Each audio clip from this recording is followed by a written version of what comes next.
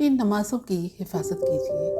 अपनी नमाज़ों को वक्त पर अदा कीजिए। मैंने अक्सर देखा है कि अक्सर लोग सुबह की जो नमाज़ है फ़जर की नमाज़ जो है वो क़ज़ा कर देते हैं और उनका ये वजह होती है कि उनकी नींद पूरी नहीं होती, उनकी आँख नहीं खुलती टाइम पे, तो जिसकी वजह से वो सुबह की नमाज़ जो है वो क़ज़ा कर देते हैं। याद रखिएगा कि हर नमाज़ की अपनी अहमियत है, चाहे वो सुबह फ़जर की नमाज़ है,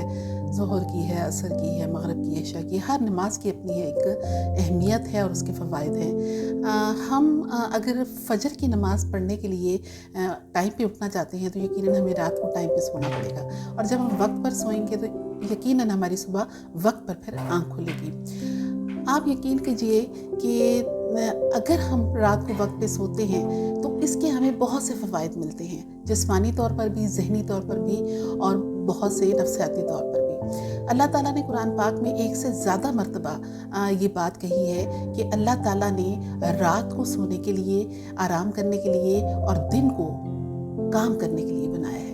तो जब हम अल्लाह ताला के अहकामात की पैरवी नहीं करते, उससे रूगर्दानी करते हैं, रात को हम कामों में मसरूफ़ रहते हैं और दिन को हम फिर सोते रहते हैं, तो इससे ना सिर्फ हमारे जिस्म पे बुरे असरात पड़ते हैं बल्कि हमारे नफ्सियात और हमारे जो इमोशंस हैं वो भी उन पर भी बहुत बुरा असर पड़ता है। नमाज फ़जर की अदायगी जो है वो लाजमी बना लीजिए अपने लिए। तमाम नमाज़ों के साथ साथ उसमें आपको सुबह उठना पड़ेगा, जिसके लिए रात को आपको टाइम पे सोना पड़ेगा, जिसके लिए आपके जिस्म के बहुत से फ़ायदे आपको हासिल होंगे। क्योंकि ये साइंस ये कहती है कि जब आप रात को 9 बजे सो जाते हैं, 9 या 10 बजे तक सो जाते हैं, तो 9 बजे के बाद आपका जिस्म जब आपके बिस्तर पर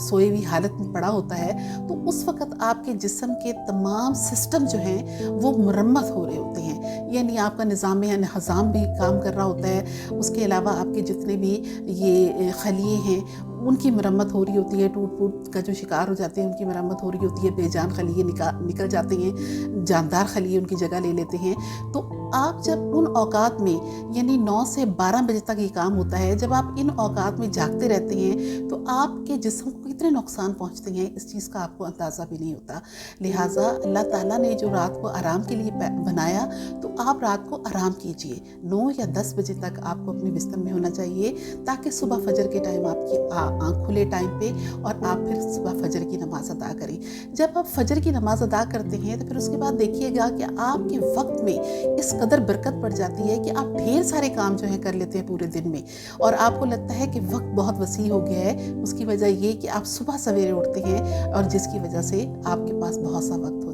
होता है। इसके बरक्स अगर आप सुबह देर से उठें तो आपके वक्त में बरकत नहीं रहती और फिर कामों में भी बरकत नहीं रहती। लिहाजा कुरान पाक की इस आयत की अहमियत को समझें कि रात को आराम के लिए और दिन को काम के लिए अल्लाह ने बनाया है। इसके बरक्स करने की कोशिश करेंगे तो आप फितरत से रूगर्दानी करेंगे, जिसका ना सिर्फ आपके जिस्म पर बुरा असर होगा बल्कि आपकी नफ्सियात पर भी इसका बुरा असर होगा और आपके इमोशंस पर।